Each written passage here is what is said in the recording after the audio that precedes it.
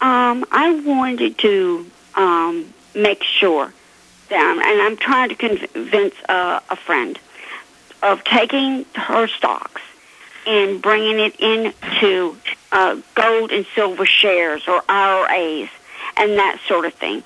Is that a safe bet? Well, let me say this, ma'am. I'm not going to tell you what I would do, but she certainly should diversify, and she should look at what's been performing. But I wouldn't put everything. I know Bob is himself all in gold from what he said, but I wouldn't put everything in one thing. But yes, if she'd invested in gold 7 years ago when I said it, she would have 3.5 times her wealth when everything else is flat or down. Bob Chapman? Well, I think people should get out of the market.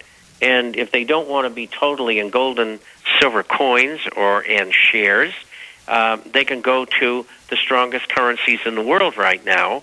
And you can buy, the best place to go is Canadian treasuries and Swiss franc treasuries if you don't want to be totally in gold. So an index of things. We're talking about foreign currencies, Swiss, Canadian. We're talking about gold, silver. Only in the form of bonds. Only in the form of bonds. You don't want to get involved in the currency market. You don't want to because the bonds are like cash. The bonds are like gold. That's right. Yeah. It's not as good as gold, but it's second best. Does that answer your question, Ruth? Is that, you mean just bonds only in gold and silver?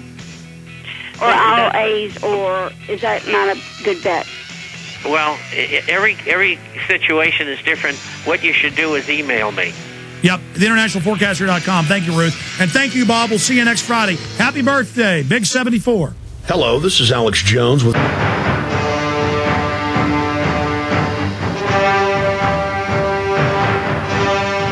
I get emails a couple times a week. I see comments in the stories on Infowars.com and PrisonPlanet.com.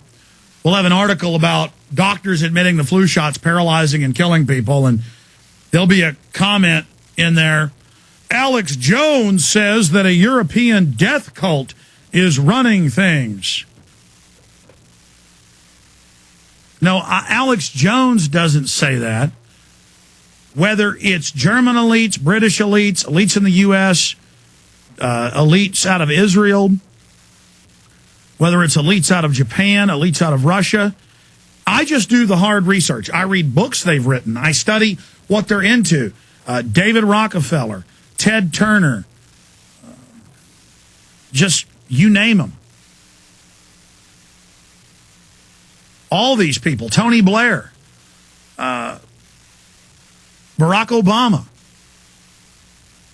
the Bushes from Skull and Bones, all those people, Francois Mitterrand, the head of the French arts, writes books about how he loves slave trade and slave children he rapes, and then he doesn't get in trouble, and then they're defending Polanski. The point is that I came into all this as kind of a libertarian Ron Paul type guy, like a mainline Ron Paul person you'd see today. Now, that was seen as radical 14 years ago, but today it's not. But I'm still seen as a radical just because I've gone further down the rabbit hole. But I was in my hotel room watching History Channel Wednesday morning before the TV crew with Jesse Ventura came and picked me up. And I was watching a show about the Masons and watching a show about the Knights Templar. And they admitted Washington, D.C. is a big pentagram and a big square. And the Washington Monument is a phallus to energize power. And they had the Masons on there admitting it. I guess it's now time for all that to just come out. And I remember years ago, the 3 documentary films that we, by the way, sell discounted at Infowars.com, America's Beginnings, The New Atlantis, Secret Mysteries, and we sell all 3 of their new films. Well, one of them is very new, but they all go in order. I mean, these are incredibly high-quality films. But the point is that they are coming out now with a lot of this. And all I'm doing is going, well, Skull and Bones is a Germanic death cult, according to their own members that have leaked info. And one of their rituals has been videotaped. I snuck into Bohemian Grove. I videotaped a ritual where 1,000 old men were grinding their teeth and hyperventilating, watching the mock human sacrifice of a child. And like atheists are like, oh, Alex is crazy. He believes the devil's going to get us. Look, whether you believe in the devil or not, these people do, is the point. There are crazy people who believe in this stuff. Whether you believe in it or not, the crazies believe it and follow it's what I'm saying. And you look at Maurice Strong, the head of the UN Biological Diversity Forum, and when he had the big Davos, Switzerland meetings, and the meetings in '92 at the Rio de Janeiro UN Summit, he said we must destroy industrial society for Mother Nature and Gaia. And they're all into the occult. They're into a mystery religion. They're symbols of the pyramid and all these others and the all-seeing eye. I mean, this is real. These people run things. Look at every major world capital. It's obelisk and it's always the goddess over a war memorial for thousands of dead. That's the sacrifice to her. And this is in the literature, but I go to a city, I now know a lot of their language, and it's gang sign everywhere. And I'm not saying it's Masons. Masons are a low-level grid of all this. When you talk about Masons, or you talk about Catholics, or you talk about Protestants, or you talk about Jews, when you get to the top of it, I mean, look at the Supreme Court building in Israel. Giant pyramids, all-seeing eyes, Masonic stuff everywhere. It's all the same. And it isn't Masonic. Masonic is one branch or brotherhood of this system. That's not saying our founding fathers were bad. A lot of them, more than half, were Masons. But George Washington wrote about bad groups in control of Masonry. And it goes back to the mystery schools in Egypt and the sacred symbols. And to them, it's white magic and black magic. So George Washington was a Christian, but he was also into all of this. And so was Solomon. I'm not here judging these people. I believe Solomon was good. I believe George Washington was good. It's a very complex issue. The Mason down the street from you is not drinking blood out of goblets. But at the higher levels, you find out it's Lucifer, Albert Pike, and many other top Masons whose paintings hang in all their lodges. They state it is Lucifer they worship. And so we need to talk about this. We need to understand this. We need to know this.